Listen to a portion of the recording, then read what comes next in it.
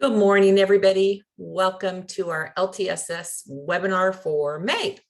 So happy to see everybody here. We'll just wait a couple minutes till everybody comes on in for the webinar. We're really excited that it's May and well, it's hot, so we didn't have to drive anywhere, so that's nice. But we are looking forward to making these be live soon. I think we'll continue for the rest of the year being in a webinar kind of format like we are today, but we are also looking at maybe becoming hybrid later on in the year.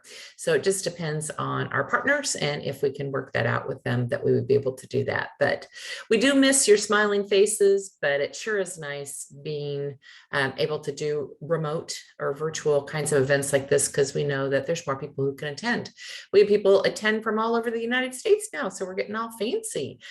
So that's really fun that we do have people come from other locations. My name is Cindy Cummings. I am a member of the nonprofit. It is called LTSS, LT Senior Services. And LT Senior Services is a nonprofit who provides services for older adults who live in the Lake Travis area. And we have an amazing group of people who have come together and are our members of LTSS. We call them our partners, and we actually have a member directory. We have about 30 different members in our directory, and you can pick up this directory at some of our events. Most recently, we had a shred day, and we handed out our directories at that shred day, but you also can pick them up at other events that we have, or if you'd like for us to mail one to you, we can do that. In the directory, we have our members, and then we also have nonprofits that are also in the Lake Travis area. So we're happy to get that out to you. And one of the services that we provide is educational opportunities for people to learn more about topics that might be of interest to them as they age. And today's topic is your forever home, building, buying, and remodeling options. So that is our topic for today. But before we go into the webinar, we'd like to see if we have any LTSS members who would like to pop on and say hello. And if you are there, just Natalie, if you just assist them to bring them in so that they can say hello, that would be terrific. Looks like Karen Ballinger is getting ready to come on. We know Karen is from the famous library, and she has no mask on. It looks like you're actually in the library today. Are you? Yes, we're in the library. We're definitely, the hours are extended a little bit. Thanks for having us, Cindy and Natalie. It's great to see you all. Yeah, thanks for doing this. Yeah, we've extended the hours. We're open Monday through Thursday, 10 a.m. to 7 p.m., so late evenings, and then Friday and Saturday, 10 a.m. to 4 p.m. And we're still getting back into programs, both online like this or hybrid, like Cindy was saying. So we have some programs that are happening in the library, and then you can also join on Zoom. And then we have in-person programs. And then some outdoor ones also. But yeah, we have a calendar, everything's on our website. Like we're showing a movie. We have an author coming today at 2, author Kimberly Nixon, who wrote, let's see, the information is on the back, Rock Bottom, Tennessee. And then we're showing a movie streaming from Canopy. You can do online streaming through the library, 10 adult movies free a month. And then we have music on Friday. So it's a busy week, and those are all in person. So we'd love to see you at the library.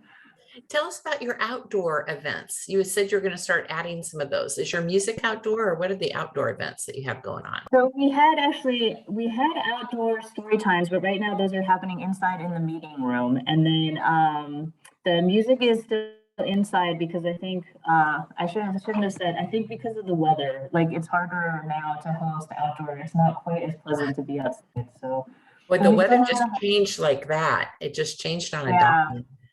Yeah, no, I think we might be in for it. I don't know how the summer's going to turn out. Yeah. Well, thank you as always. And we're so appreciative of you being a partner with us. We just really enjoyed learning more about what's going on at the library, and you've always been so helpful. So thank you so much for being here today, and we'll see you next month. Thank you, guys. Bye. Natalie, do we have anybody else who's going to pop on and say hey? I guess while I we're don't waiting. believe so, but I'm going to take one more look. Okay, great. Actually, I probably should introduce myself too. Not only am I a member of LT Senior Services, but I am a local realtor. And my passion is working with older adults. I actually have an ancillary business called Turnkey Transitions, where it's a move management company. We actually help you do the entire process of getting moved. We don't actually pack you, but we help you with sorting and with getting rid of items, getting off to loved ones and family members, connecting you to resources for estate sales and things like that. So we actually have had people who just take their recliner, their TV and their bed, and they leave, and we take care of everything that's left behind. So it's really turnkey. So that's my ancillary business. Natalie, do we have anybody else? Doesn't look like it. Okay, great. So I wanted to let you know about some upcoming events that we have. So today we're going to be talking about your forever home building, remodeling, and building, buying, and remodeling options. So we're excited about that topic. In June, we're doing a new topic. We've never done this live or on a webinar before, but I'm part of another organization that's called Austin Up, and one of their passions is helping for employment for older adults. And so we've been exposed to a lot of opportunities for older adults and employment. And so that was actually a topic that was requested by many people that we do. So we're going to have that, and that's going to be June 14th. The topic is a workshop on overcoming age-related barriers. And our facilitator is going to be Nancy Bishop. And really, she's going to talk about the 10 tips that help seasoned workers find meaningful work. So it's really a problem. We're seeing a lot of ageism in the job marketplace. And so we're having to reach out to lots of different experts to help us to be able to find jobs as we age. So I'm really excited about that. So that's going to be in June. In July, we have Dr. Melody Keith. And she's going to be talking about, do you ever feel dizzy? And I know that is a problem. I mean, I'll have it not often, but when it happens, you're like, what is going on? So she's going to be talking about that. So that's going to be a great webinar that you can attend. I also wanted to tell you about 2 additional events that are happening with, like I said, the other nonprofit that I'm involved in. It's called Austin Up. They have a job fair for those who are over 50. It's going to be tomorrow. I know it's short notice. It's going to be at Solea. Solea is located in Cedar Park, and they are a senior living, independent living community. And what we have there, we have employers coming, and we're hoping to match employees to those employers. And they are, not that they're specifically looking for people who are older, but they are looking for employees, and they see the value in older adults. So we're excited about that. That's going to be from 10 to 12. You can go to the austinup.org and find out more information about that and get signed up for that if you'd like to come. If you happen to be an employer and you would like to participate, we do have 2 more job fairs that are coming up. One in September, it will be at Shalom Austin, and one in October, it'll be South Austin, and it will be at Affinity of South Austin. And then on May 19th, Austin Up has an amazing event. It's a hybrid event. So you can attend in person, or you can come online and you can attend that way. It's called Age My Way, which is the theme for Older Americans Month.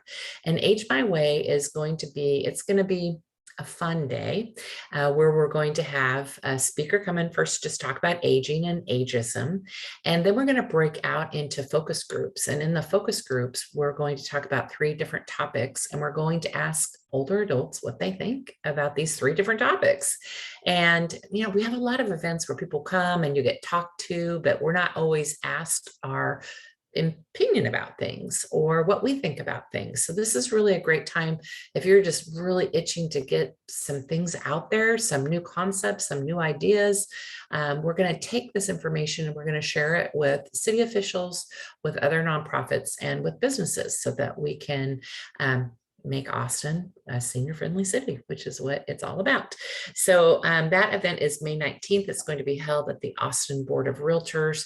The topics are on housing, technology, and on businesses, what you like to see in a business, what makes you go back to businesses, what businesses could do differently. On technology, we're going to talk a lot about frustrations that you might have, how we can make things better as we age in regards to technology. The housing portion, of course, being a realtor, it's going to be really interesting. We're going to talk about different ways we can house. Have you thought about co-housing? Have you thought about other creative ways of living? And then we're going to talk about some safety things and things like that. So we're really excited about that. So that is coming up on May 19th. And you can go to the austinup.org website and find out more information, and you can get registration. Natalie, would you mind putting some information in the chat? Maybe you can put the link in there so that people can just click on the chat. I think that would be awesome.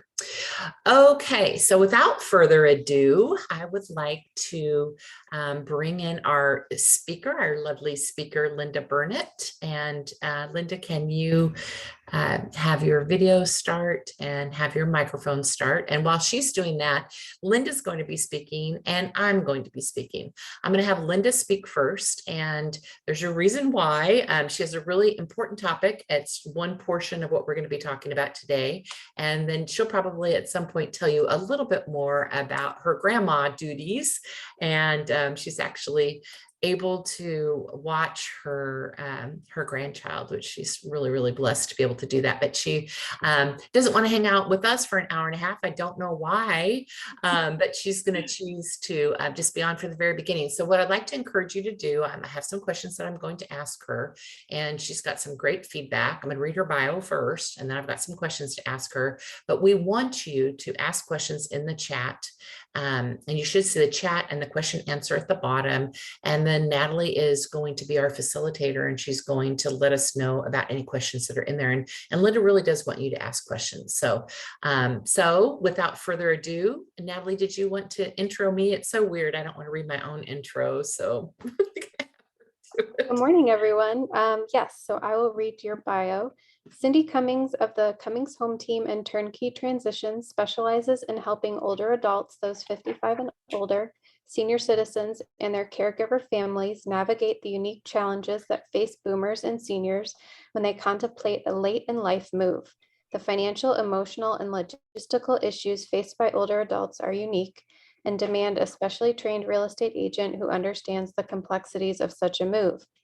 Cindy has undergone a rigorous course of training and continuing education to achieve the exclusive designation of Certified Senior Housing Professional and Certified Senior Downsizing Coach from the Seniors Real Estate Institute and Senior Real Estate Specialist from the National Association of Realtors. Her passion for serving this unique demographic has led Cindy to serve as a master trainer, conducting classes for other real estate agents interested in earning these designations. Additionally, Cindy is a community leader, having brought together businesses and nonprofits from to form the Austin Senior Resource Alliance, LT Senior Services, and Turnkey Transitions, which all serve the needs of older adults in the area. In addition, Cindy is the current board president for Austin Up and sits on the board of directors for Chariot, formerly known as Drive a Senior.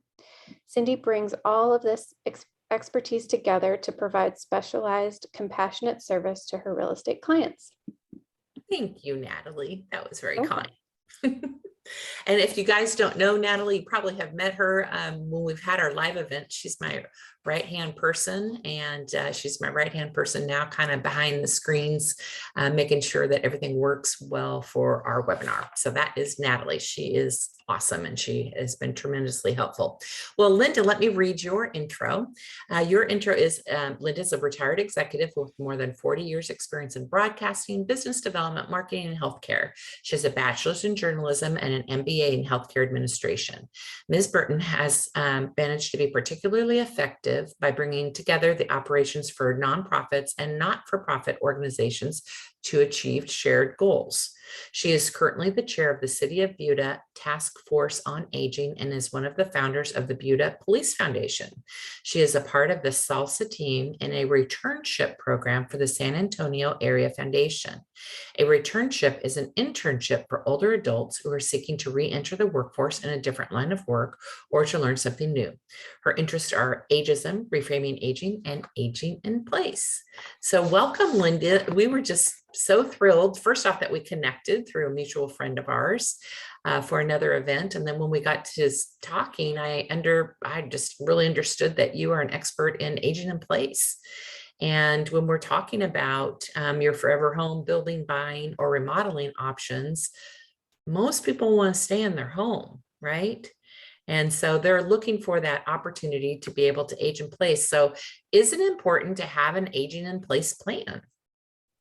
It is definitely important to have an aging in place plan. And you are correct in that the Home Care Association of America says that 90% of older adults want to remain in their homes as long as possible. I guess I didn't really know that until I got involved in working with the San Antonio Area Foundation. They have a group called SALSA, Successfully Aging and Living in San Antonio. And that's where I'm doing the internship. I got interested in aging because of the task force on aging for the city of Buda. But then when I connected with SALSA, it just kind of jumped it to a much higher level because they're involved in reframing aging and ageism and everything having to do with aging. And here's why that is so important. In 2030, which is only 8 years from now, the last of the baby boomers will hit 65. What that really means is that 1 in 5 Americans will be 65 and over. So we're taking over. I mean, the baby boomers have always been Pretty much. a big influential group, but here we are again at 65 and older, really making an impact. And so that's kind of what's driving the bigger force here of aging in place, because so many of those folks have a philosophy of doing it their way, being kind of independent and headstrong and all of those other things that Texans typically are. But that group wants to stay at home. And that's sort of what's been driving this.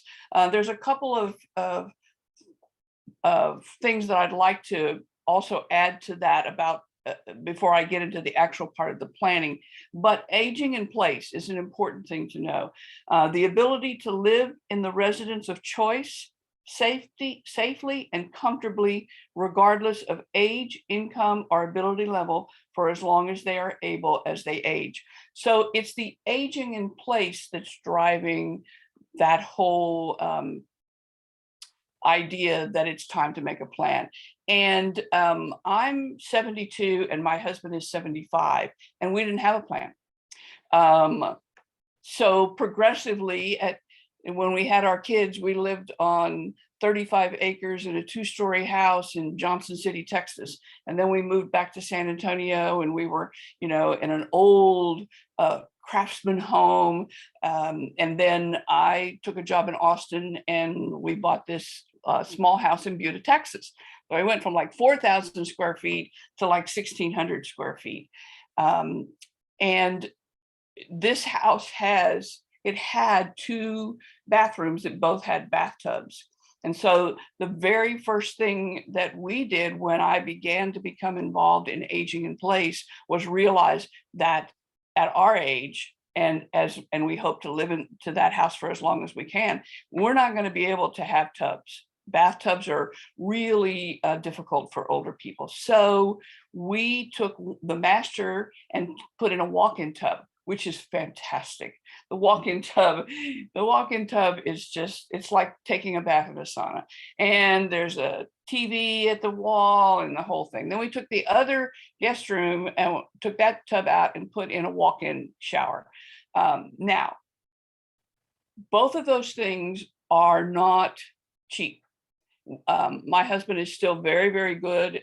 He has always been good at woodworking and working around the house and all of that. He was able to do the master bath for around $5,000, which is unheard of. Typically, it will cost you between $10,000 and $15,000 to make that conversion. And so we were fortunate that we had the funds to do that. But that's one of the main reasons why I think that people need to have a plan. And one, because you can't wait until you actually are in that situation. And like, I was fortunate that my husband was able to do that, but a lot of people are not able to do that. So you have, not only do you have to start thinking about it in it sooner than that, because you can create a plan that fits with your dollars. So there are things that you can do, like grab bars or ramps. There are things that you can do that are not as expensive. And so now that we're involved in it, we have a bigger plan. And as we can afford it, we buy things like ramps, and it's really interesting because I only have a 1 step up from the sidewalk to my porch to get into my house, but I'm unsteady. You know, I have to hold on to the porch railing to make that little step.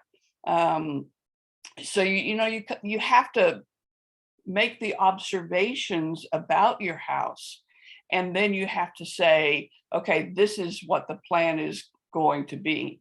I'd like to add one other thing there, and that is that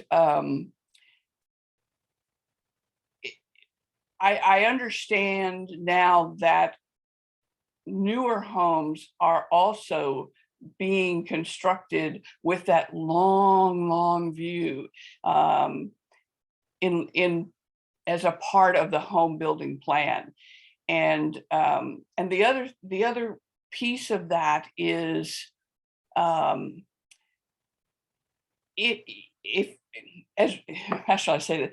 Even though we would love to be in our home for as long as we can, we now know that because we made those improvements, that house is far more saleable than it ever was before. Not just because it's a better designed home, but Buda is a place where a lot of people are moving. And interestingly enough, older folks are moving to Buda. And so our house is going to be a choice place to live. So all of that needs to come into the plan. And let me just say one other thing. You know, when we talk about aging in place, a lot of people think we're talking about the physical aging in place. Well, I just got through talking about grab bars and ramps and bathrooms and all of those kinds of things. But as a part of that aging in place plan, you also need to consider other things that will make your life easier for an older American, and that is staying connected. You know, the people think of the bathroom and the kitchen modifications as the two main pieces of aging in place, but are you connected? I mean, you know, does the Wi-Fi work? Do you have Alexa? Do you have these other things that can help you stay connected? Getting around, transportation. One of the very first things we did in Buda, the Task Force on Aging did a survey, and transportation was an issue. We took that to the city council, and they put in a van that takes older people to their doctor's appointments, to the grocery store, whatever. So, excuse me. So you have to, being able to get around is another thing. Let me just talk about transportation for just a little bit. I'm involved with a nonprofit that's called Chariot, which is Drive a Senior, was formerly Drive a Senior. And so there's lots of different organizations that you can reach out to that can help you with transportation. So particularly in Lake Travis, that's where where a lot of the participants are for this event. We do have some other resources for transportation. One is Chariot. So you can contact chariot.org, and they do have volunteer transportation, and they also have bus drivers. They have social events. I call them social events. They're necessary events, but it gets you out in a group. One is going shopping, and then they also have special events such as holiday lights. They went through the holiday lights. So get connected with chariot.org. And the other is the Lakeway Service League. The Lakeway Service League, if you go online, they will, their numbers there. I should probably look in here. I'm going to see if I can give you their number. Or Natalie, do you mind putting their contact information in the chat? They will do drives drives for doctor's appointments. So they will not do, they won't take you to the hairdresser and things like that, but they will do doctor's appointments. So that's another local entity. The city of Lakewood does not have a bus that comes and picks up people. I don't know how you got that, Linda. That is phenomenal. Where does the bus go? Do they just take one person? Are they only doing group rides? How does it work? It's done through the city of Buda. Okay. It's run by the city of Buda.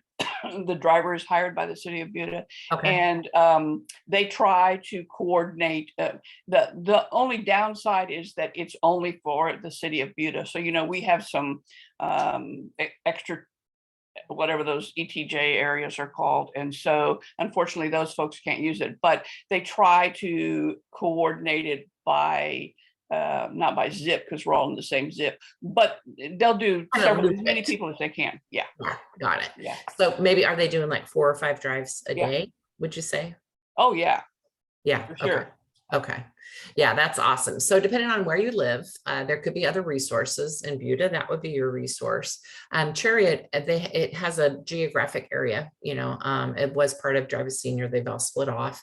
There's other Drive a Seniors in other geographic parts of the city. So you could go to Drive a Senior. So if you're up north, there's a different entity that has Drive a Senior in its name that could get you there. Chariot also takes you to the Elgin area. So they merged with Elgin. So, but they're kind of south, Dripping Springs, Lake Travis, and South Austin. So what's interesting about these organizations is for it to work, you have to have volunteers too. So if you're on the call and you would like to be a volunteer, that is super important to have volunteers helping with that with some of those entities. But that's one of the things that we discovered with Aging in Place is if you can't get to where you need to go, you can't live in your home. So we need to really be working on this issue. It's a big problem.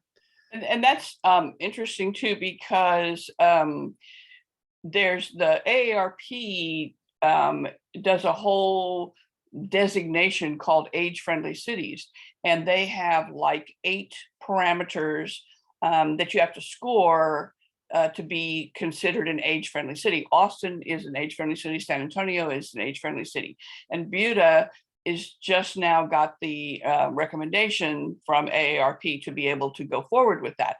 But one of the things is walkability. And people don't think about how much that plays into the transportation issue, but it does. And in Buda right now, there's a new 55+ community being built in Buda across the street from the library and the city hall and a block from downtown Buda. And it's going to be 100 tiny homes. They're 400 or 800 square feet. They're sort of all connected to each other, but they're independent homes. And then the place they're building it, there was a huge farmhouse, and the farmhouse is being turned into a center for all the folks who are going to be living there. But what I just love about it is the walkability. I mean, you can essentially walk all over downtown Buda, which I think is going to be awesome. Yeah, it's really tough to have that walkability. In Lake Travis, we have our library, and adjacent to it is Tuscan Village, and it's an over 55 senior living community. And so they can walk to the library, but it's pretty far to walk, to any grocery store or anything like that. But let's go ahead and move on to. Let me just say one last thing. I think that that's really important if you're not as a part of the aging place. If you're not going to stay in your home, then look for those kinds of things. Absolutely. And I'm so glad you talked about the resource, because that was the last thing.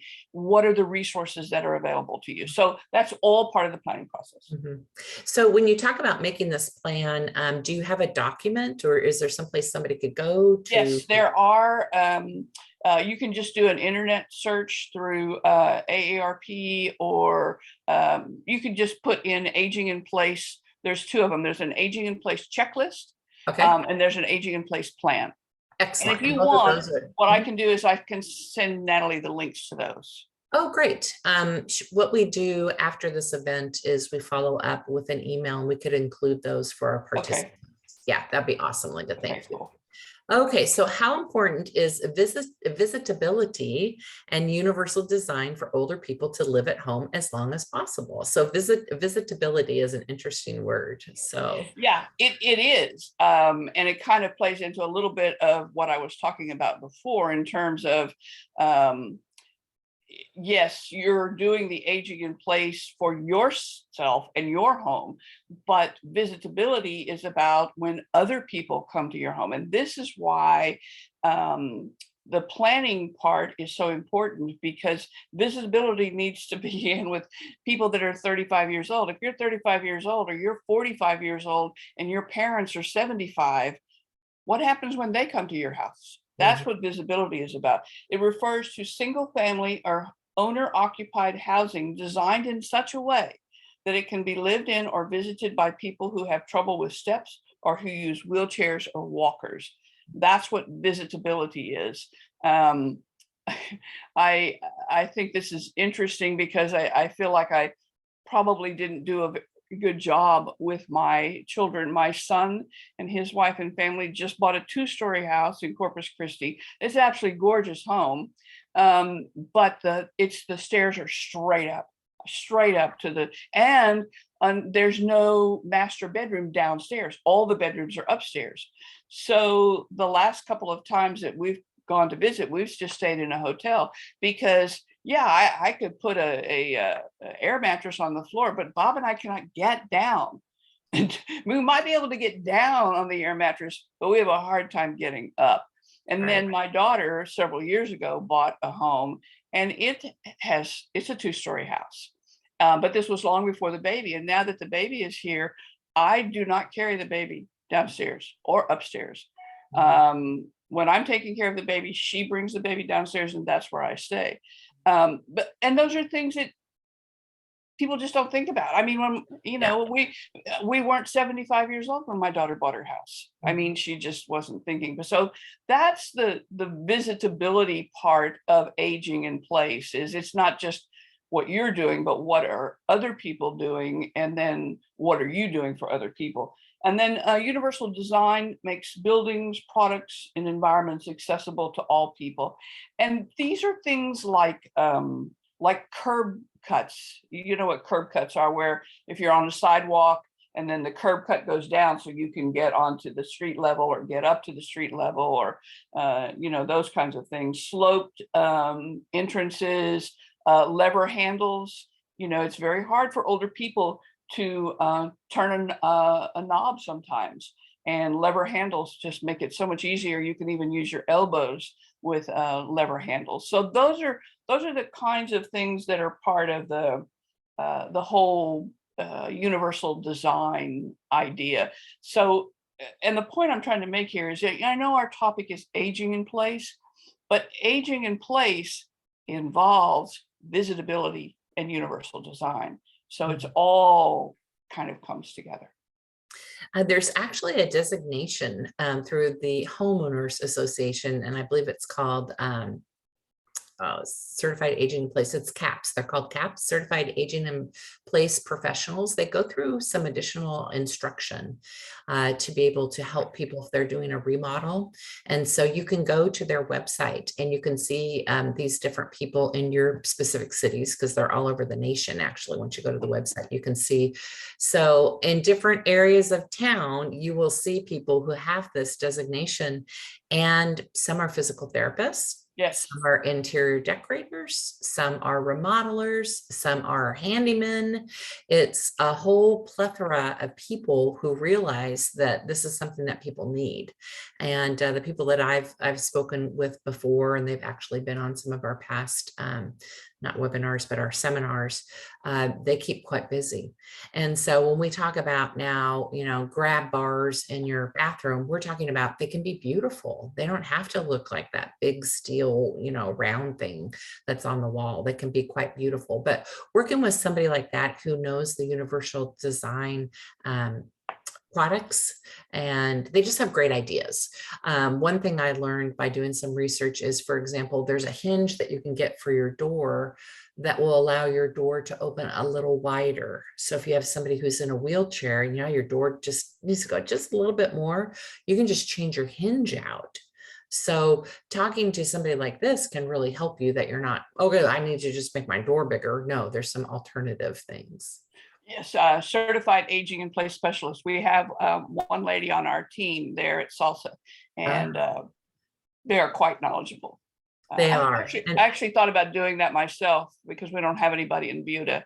But they are. I mean, it's like a year-long class. It's they have to work hard at getting that designation. So they're good folks. They are.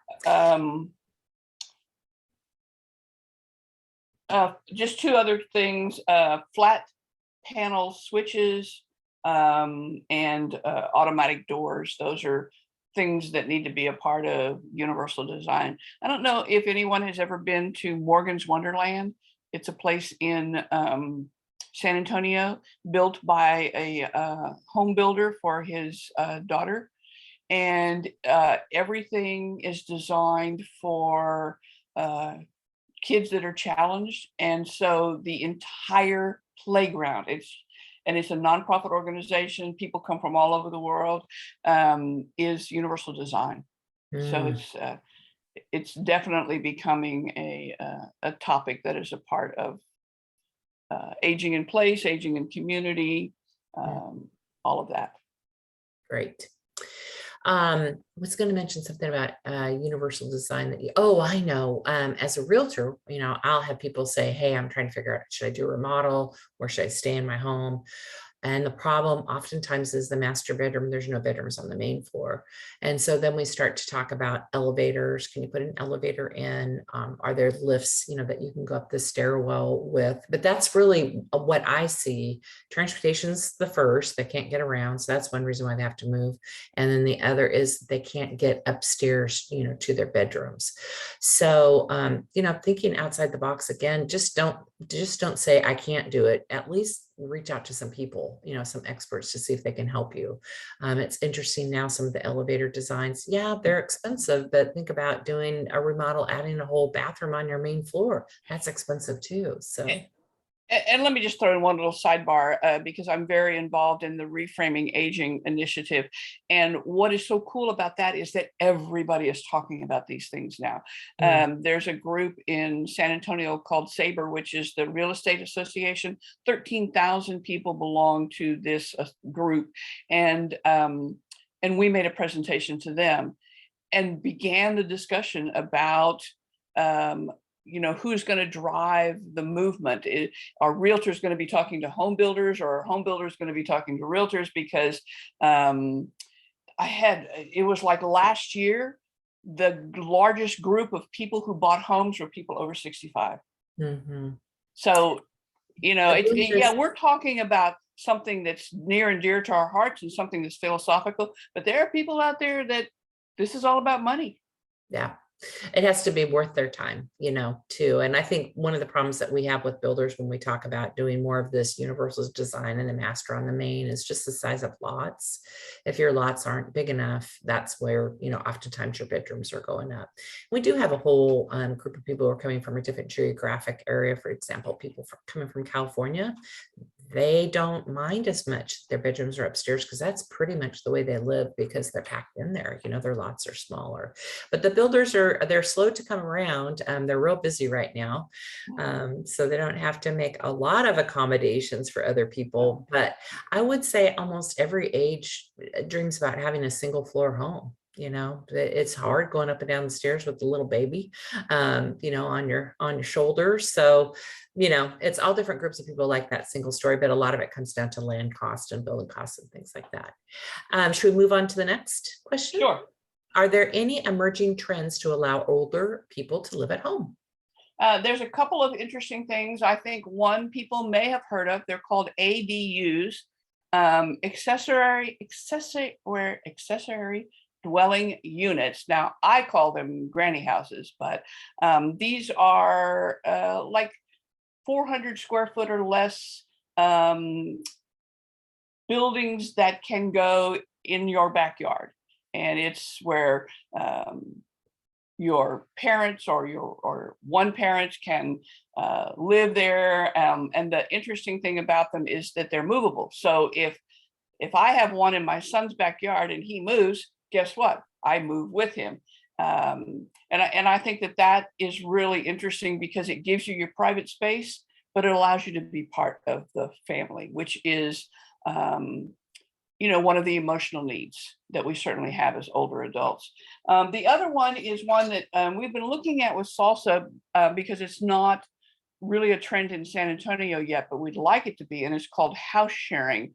And this is where an older adult is in a home, the home that they want to stay in, and maybe it's a 3-bedroom home, but that adult is the only one there. And so they have a roommate, but the roommate is somebody who is much younger, and they pay a lower rent fee because maybe they cut the grass, maybe they clean the house, maybe they do some chores associated with that. One of the ladies in our salsa group did this before she came to San Antonio. She lived with an elderly lady for 3 years, and she said it was the most rewarding experience that she ever had. And when I did some research on this, I saw one in Boston where a MIT graduate student lived with an older couple. So that's really kind of interesting to me. There apparently there is an association that works in other states to do the background checks and facilitate that. And so we're starting to look and see if maybe we can start that somehow in San Antonio. So I thought that those were two. But let me just throw out one other thing, and that is, as we look at that big aging in place issue, you can also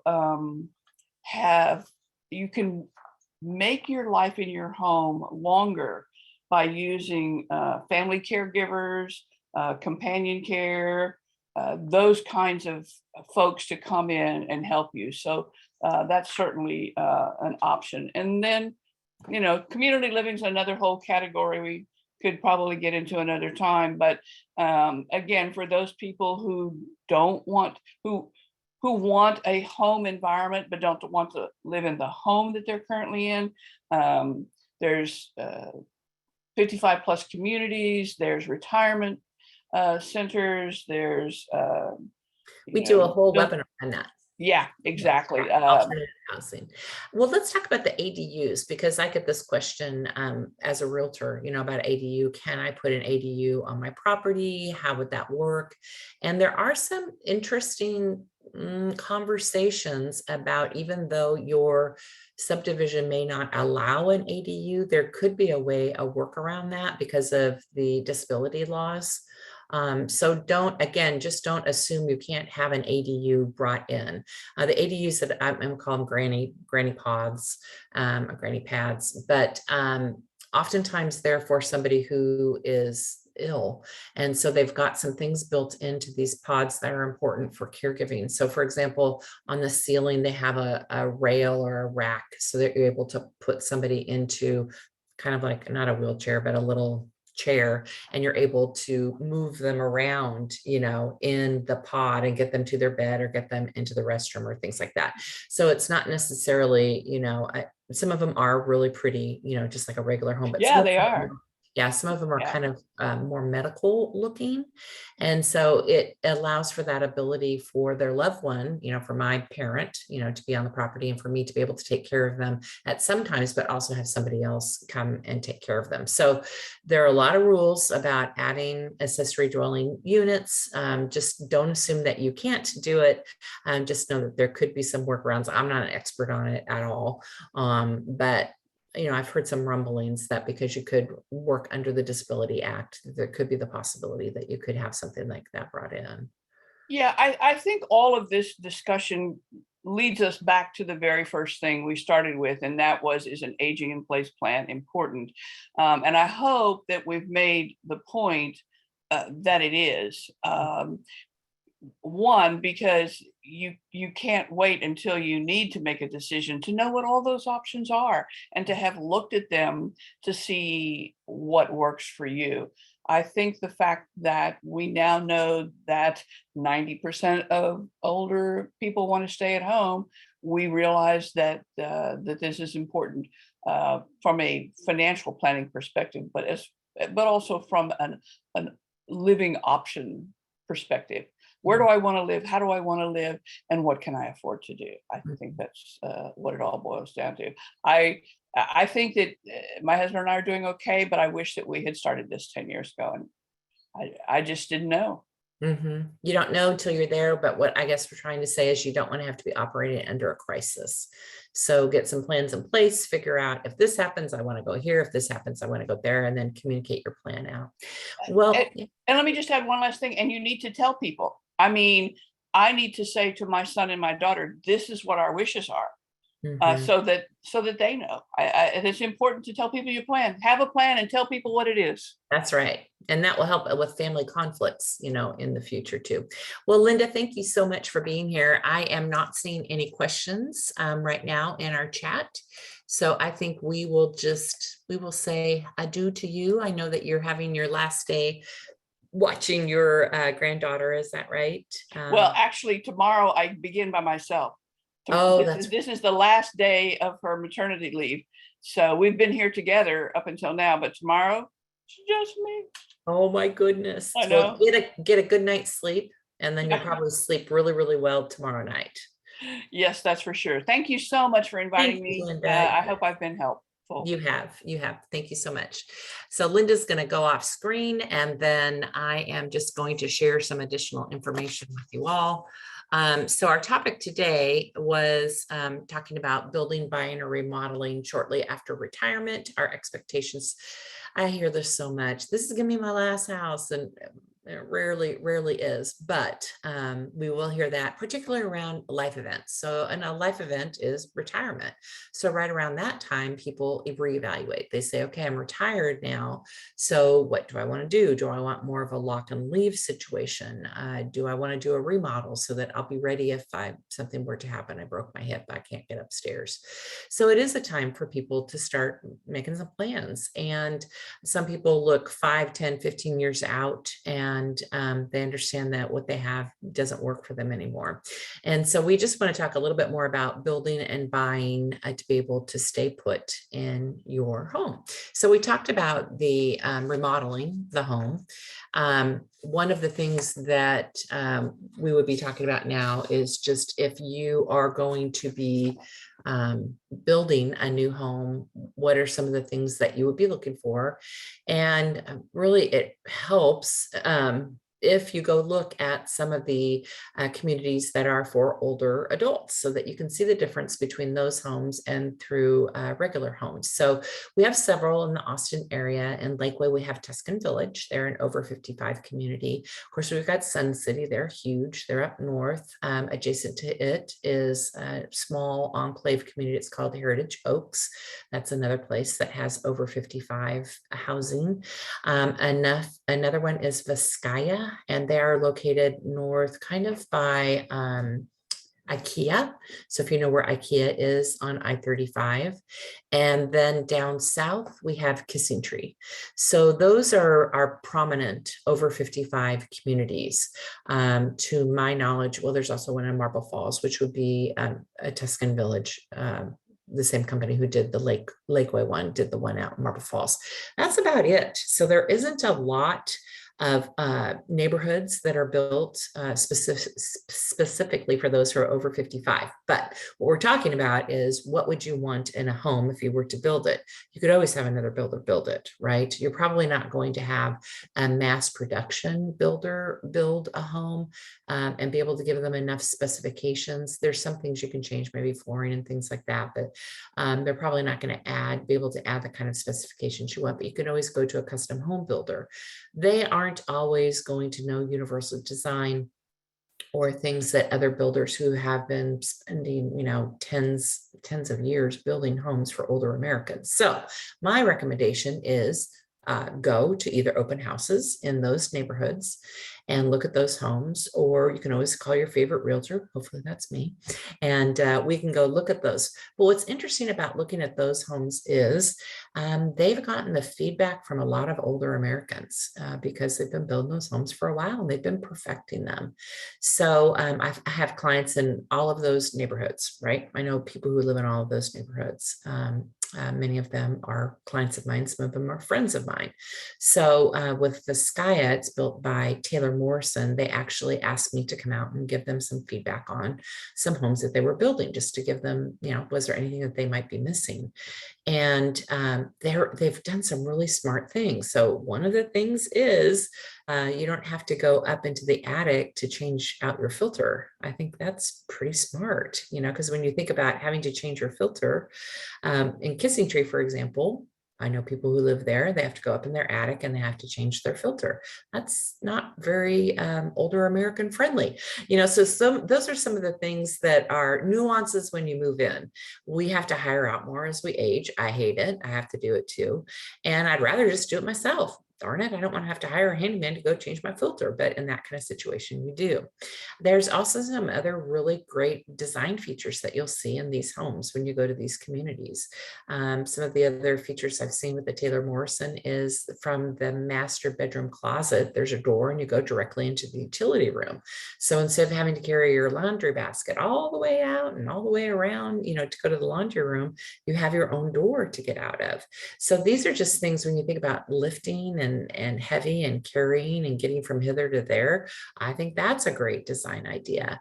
When you look at the flooring and you look at the transition from the floor, going into the shower area, and basically you want just a real slight transition. You really don't want to step down, because sometimes those step downs, if they're deep, we see people who break their ankles and hurt themselves on that. So a rather slow transition into the shower is better. Oftentimes what we'll see with most builders is you've got a big, lip like that much, 3 inches, to be able to get into your shower. So although you have a walk-in shower, you have that thing that impedes you, not only for a wheelchair, but just the potential to trip. Tripping, once you trip and you break a hip, it's bad. So we have to look at all those tripping hazards and figure out how we can fix that. So that would be another thing.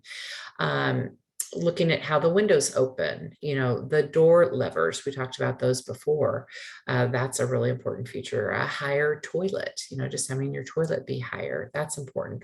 Wider doorways, and higher doors too, but wider doorways really makes a difference. And we're not talking about, necessarily somebody who's always in a wheelchair, but somebody who's in a wheelchair even temporarily while they're recovering. We don't want them to have to sleep on the sofa because they can't get into their bedroom. So maybe it would be that the door isn't wider, but that you have a double door getting into the master bedroom so that you're able to get in there without any kind of impact. We look at the height of counters. How tall should the counter be? I'm really tall, so I like a tall counter, but my mom is petite, so we don't want her having to lift up her hands too much. So something lower is nice. I have a counter now that goes just straight out. It doesn't go up. So it goes straight out, and you can have low, let's say butcher seats, chairs, whatever you call those, the little bar stools. You can have the low bar stools that just come straight out. And so that's really nice when you're looking at, a lot of these are universal design kind of things, but you look at, can a wheelchair get in there? In a bathroom, you might look in between the two sinks that you would have a room that you could wheel a wheelchair in between, and you'd be able to put on your makeup and things like that, or just even have a stool, because it's tough to stand for a long time while you're doing all that kind of stuff. Some of the other features, when those are just, you just get great ideas. So if you're in the mode of planning and you're trying to plan for the future and you're just looking for some good concepts and good ideas, I would go to open houses and I would check out the homes, or I would go with my favorite realtor to say, I want to check out these homes. And I love looking at homes. What can I say? So I think it's a great idea. And then you could also work, we talked about the CAPS, the Certified Aging Professional Specialist, Aging in Place Specialist. they know all of this kind of information. So if you have a favorite builder that you want to build with, and you just want to give them some feedback, I would get them involved so that they can provide just great things in the very beginning, so you're not remodeling later. I have a list, and I'll get that list to Natalie so she can send that all out to you about the different things that you should look for in a home. So we'll include that. One thing that's really important is pull out drawer cabinets and pull out drawers. Oh, thank you. Yeah, it's CAPS, Certified Agent in Place Specialist. Thank you, Natalie. Pull-out drawers are really important, because if you have a pull-out drawer, you don't have to get down. You don't have to, dig through your pots and pans. So that's something that you can look at. I know Shelf Genie is somebody that I've known, and they've partnered with us with some other organizations that I've been a part of. And so look at that. That will allow you to not be, hurting your back or potentially falling over, where you're digging through your pots and pans. Another is an induction range, induction. So induction, if you have induction, it's actually really good for all ages, but it won't get hot until you put an induction pot on it. So this is really nice if you have younger children. They're not going to burn their fingers if a burner is on. But these induction pots, if you have memory issues and sometimes you leave the burner on, I do it. I don't know if I really have, long-term memory issues, but just short-term memory issues.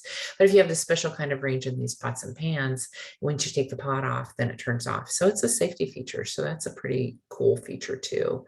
There's lots of things that you can do with lighting. Lighting is critical to prevent falls.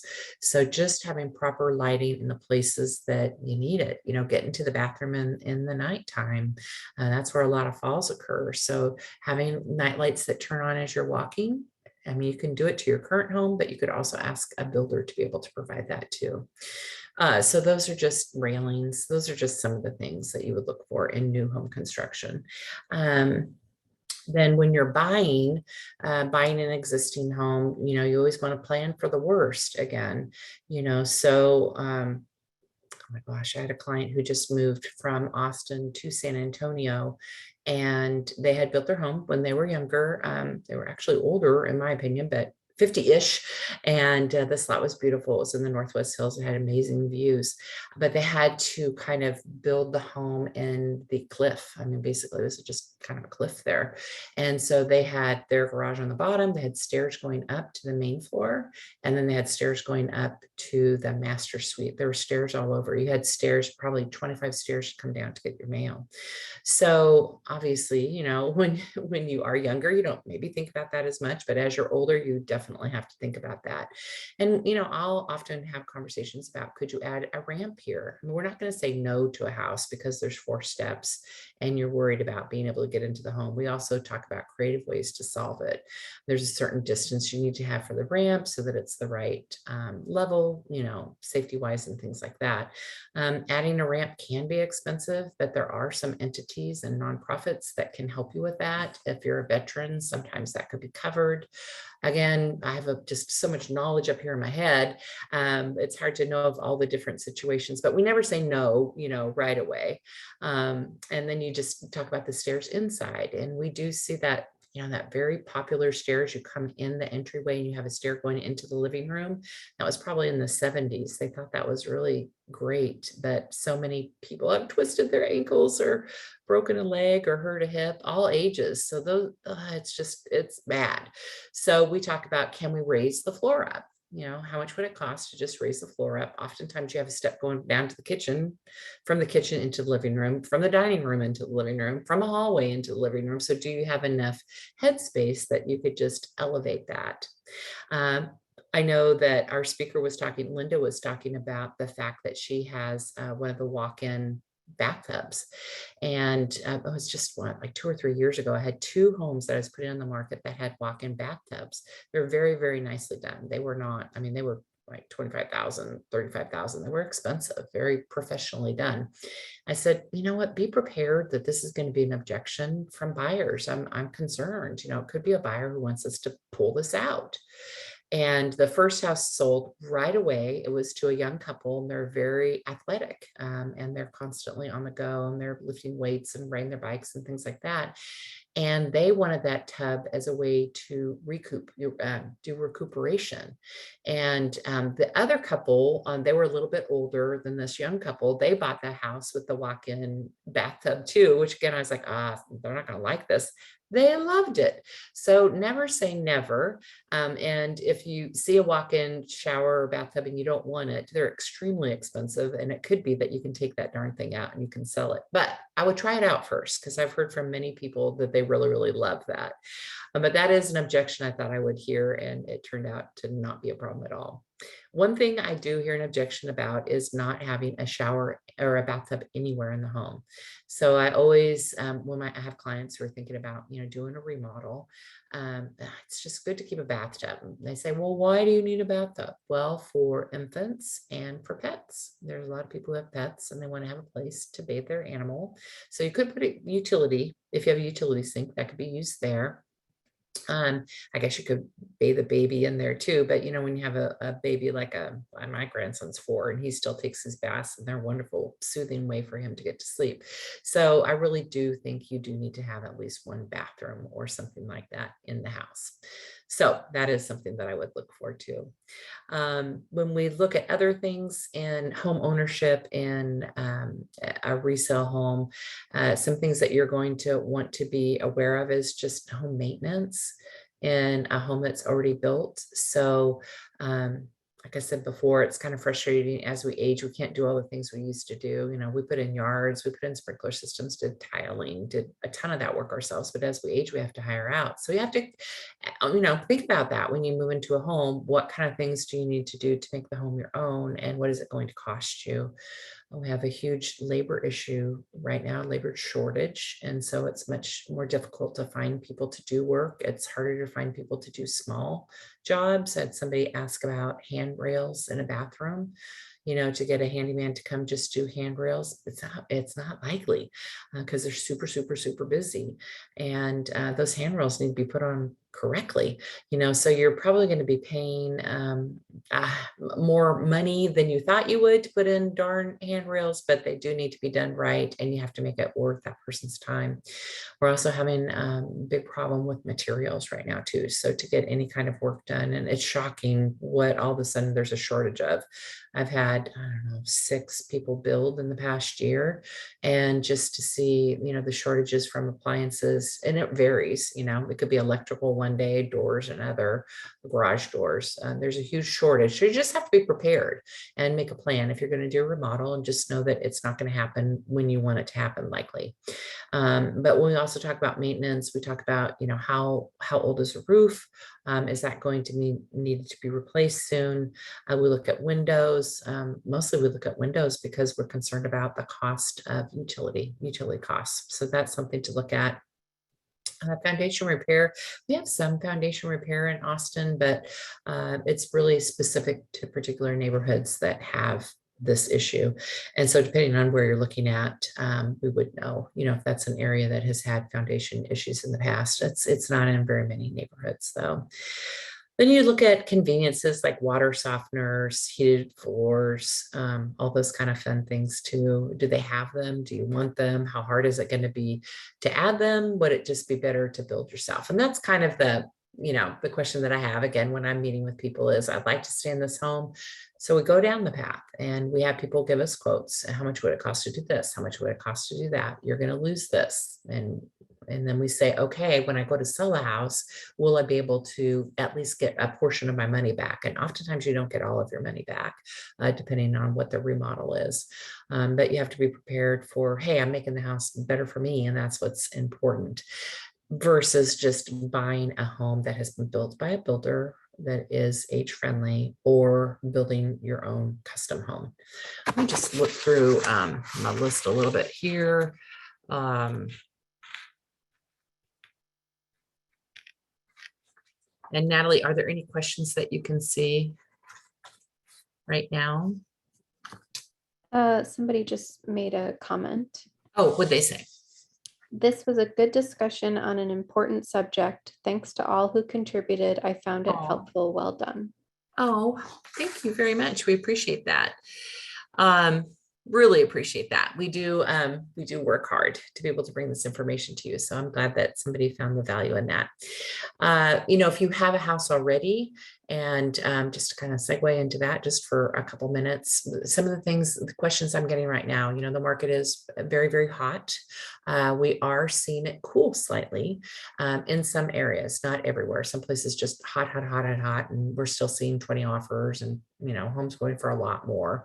Our most recent stat that I looked at, we have a price increase of about 14% versus last year. I think it was about 39%. So our prices are still increasing. We are seeing a slight cooling in the market, and there's really two reasons why that's happening right now. It has nothing to do with employment. We still have a lot of people who are moving here, but what we're seeing is the interest rate. So the interest rate has really stopped our buyers who need to get a loan. Closed on a loan last year and it was 2.99, and now you're looking at 5.25, 5.5 maybe. So that has really hampered people who are getting loans. Now many people who are over 55 are paying cash, and so that's not impacting them. This could be a good time for those buyers to be looking because those first-time home buyers are very tied to the interest rate, and that interest rate goes up. It means that they can buy less, and already many of them were at the top tier of what they could purchase just because the prices have increased so much. So that's one thing. The other surprising thing is the war in the Ukraine has really impacted buyers' thoughts about purchasing right now. It's just kind of an influx kind of time. So a time of change. But it doesn't mean that it's not hot in some neighborhoods. So don't get me wrong. It's still a very good market for a seller. But one of the questions that I'm getting from some sellers right now is, should I just sell it, to the investor who's knocking on my door or sending me a letter? And we have discussions about this in my mastermind groups. And you have to really think about that person who's knocking on your door and wants to purchase the home directly from you. Their whole goal is to get the house for as cheap as possible because they want to make as much money as possible. So they're actually taking away from some of the money that you would be able to make. And so then I'll have a seller say, yes, but I really don't want to have to go through what I have to go through to get the home on the market and to get it sold. Well, that's when you work with a professional such as us. We're working, we have a house right now in Sun City that we're getting ready to put on the market. And that particular client, she moved out, she took a sofa and her bed and she left everything else behind. And so she's not dealing with all the stuff. And so if you work with people who know how to navigate a complicated move like that, we're actually helping her through that. She's already set up in her new place. We're going to be staging the home. We have staging furniture. We're going to be bringing that in. And then we work with companies that will help distribute or to sell her items that are left in the home. Typically, we're not doing a big remodel in our homes that we put on the market. And so that's the other question is, should you sell it as is? And we'll get into that in a minute. But I guess my point to you is you're selling to an investor, somebody, their goal is to make money. They're taking the money that you could make away from you. So do some due diligence, talk to some people. You can talk to me, you can talk to your favorite realtor in your neighborhood, and ask them if they would help you to get the house on the market so that you would be the one who profited and not the investor who's trying to buy it before going on the market. Even my clients who, for whatever reason, I think you have to go on the market because, how do I say this? We have some really crazy buyers who are paying, $70,000 more for a house than it would ever appraise for. The house is not going to appraise. They want to be in the neighborhood. They don't care. They have the cash. They're coming from different areas of the country where they have netted a lot of money, and they don't care. They want a home in that neighborhood. So just know that selling your house off market right now is not the best way for you to go. There are ways for us, even in our corporation, we have the ability to market to a large range of realtors, about 800. And so we have been able to at least get it out to about 800 people. We're getting multiple offers, when we're able to market in that way. But, right now, I really think you have to go in the open market. Just work with a realtor who's going to help you get the house ready. Now, I will say these closets do not look good right now that we're working on this house, because basically, we're just putting everything in closets and we're staging. We're going to put it on the market and then we'll have an estate sale once we go into contract, which is the way that we typically do it. Sometimes we'll have the estate sale ahead of time. But oftentimes we're able to negotiate a lease back after the house closes. So our clients will actually have the money, off they go, and then we'll have the estate sale. Some other things about talking about should you sell your home as is. We do recommend that the home is in good mechanical shape. Buyers will have an inspection. And I don't recommend having an inspection as a seller. When you have an inspection report, you have to share it with buyer. So I don't recommend that you do a pre-inspection, but things that you know about, I think you should go ahead and fix. If you've got a leak under your sink, if your AC is not cooling. Now, if you don't have the cash, we have the ability to help. We do have some vendors that we can pay at closing for some of those. I'm not going to call them upgrades because it's really just, bringing it to a level that it's maintained properly. We do recommend doing that. We do have a great roofer too, who will allow you to pay at closing. So you have a bad roof, don't make it stop you from putting your house on the market. As far as doing a lot of other upgrades, we typically don't recommend doing it. I've too often seen where we put in brand new carpet, and as soon as the house closes, that carpet's coming out and they're putting in tile or ceramic floors or whatever. So we typically don't recommend spending a lot of money doing that because we just don't know what the buyer's going to want. And we want you to get more money. We don't want it to break your heart when you drive by and you see your brand new carpeting coming out that you would have loved to have had. And right now, really who we're trying to sell to is the end user, the person who's actually going to live in the home. They're more likely to pay more money for the home. Investors will pay less money for the home. So we really are trying to market to that end person who would be the buyer. So sometimes we do recommend painting. We always have our houses professionally cleaned and our windows washed and things like that. So that is something that we definitely do. So that question about selling your home as is, if you have other questions, you can put those in the chat. Some other things you might want to look at, and this is a conversation I have with my sellers quite often, is just about, what do you set your price at? I have some people who say, I won't sell unless I get, I would say, exorbitant amount of money, where I just think it's not very likely, that you would get that amount of money, but I will put it on the market and I will sell it, that's the price. And we go from there. Sometimes it works and sometimes it doesn't work. But really, I'll look at what has sold, and we'll look at the newest data, and we'll put homes on the market for what it will appraise for. Not your appraisal district. We're talking something different than the appraisal district, which is a whole nother webinar and a whole nother talk we could have. Oh my goodness, what a mess that is. But we normally will try to land on what it would appraise for, and then we'll just let the buyers go bonkers, and then when they come back and say, hey, it didn't appraise, we'll say, yeah, this is the price we had it at, but you wanted to spend $75,000 more. So there's a workaround that we actually have an addendum now that we can attach to the offer, which basically says the buyer's going to buy it no matter what the appraisal is. It doesn't matter, they're still going to come back and ask you for a reduction, but at least you have that document to protect you. You have to have really good information about what's going on in the market. You need to have a professional agent who will help you with pricing. You don't need to talk to your neighbors or other people. What we find sometimes is our neighbors elevate their price that they got for their house, kind of an ego thing. It's interesting when I can look in my database and I can tell you what the house sold for. Really need to stage your home. And like I said, we do stage for free for our clients. We stage the living room, the dining room, and the master bedroom. And it's really important to do that. It's not going to cost you anything if you work with us to do that. And oftentimes if our clients have moved, they take their furniture out. Otherwise, we'll just move stuff out into the garage. And again, you need to make your appropriate repairs. We want the repairs to be done. As far as updates, like I said, we're kind of don't really require that. Let's see some other things for getting your house ready to sell. I do get this question a lot where it's, I'm not ready to sell now. What should I do in the home?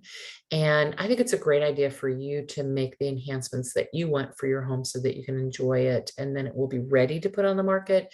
It's really difficult to do a big remodel If you've moved out already, then you're depending on, your kids to help with the remodel or whatever, if you've moved out of the area or moved into senior living community. So I think you should do the updates in the home that will be enjoyable for you. I would work with a professional to make sure that your updates are, I'm going to say, kind of generic in many ways. So something that would be appealing to lots of different people. So we're not going to put in, it's so funny. All the colors go back and forth. I just have to laugh about it. I had clients, we took out brass hardware on their doors, and by darn it, that brass is coming back in. But when you talk about doing like a major upgrade like that, I would definitely work with an interior decorator and have the colors be something that would be soothing or appealing to lots of different people. So maybe you go crazy with your backsplash, because you could change out your backsplash for $500 or $1,000, but don't go crazy on your counter or your cabinets. And white cabinets are popular now, and pretty soon they won't be. Everything kind of goes in and out. But if you want white cabinets right now, go ahead and get white cabinets. And then later on, if it's 25 years from now or 20 years from now, I think it's probably every 20 years, we kind of see all those cycles go through. Those white cabinets will be popular again. So get the stuff that is enjoyable to you. I would definitely like to see somebody have a bathtub, someplace in their house. And you really can't go wrong unless you're using some kind of material that's really crazy. But wallpaper is coming back in, so never say never. I am just going to see if there's any other questions that I might be able to answer. And I am not seeing too many more. I hope that this was valuable information. We've done this in all different kinds of formats before. We've had panels of 4. Today we had 2 panelists. I hope it was enough information to get that brain kind of going. But just know you can Google aging in place. You can Google, I would Google the over 55 communities just to look at their floor plans, to see the flow of them and to see how they're working. And then just to see some of the enhancements that they make. They're just going to be geared more towards our age, and you're not going to have to be fighting some builder to make some kind of change for you. That's all I have today. It was great to see everybody, and I look forward to seeing you all next month. I will see you for our June, where we're going to be talking about employment for older adults. So thank you. Make it a great day. I'll see you next time. Bye.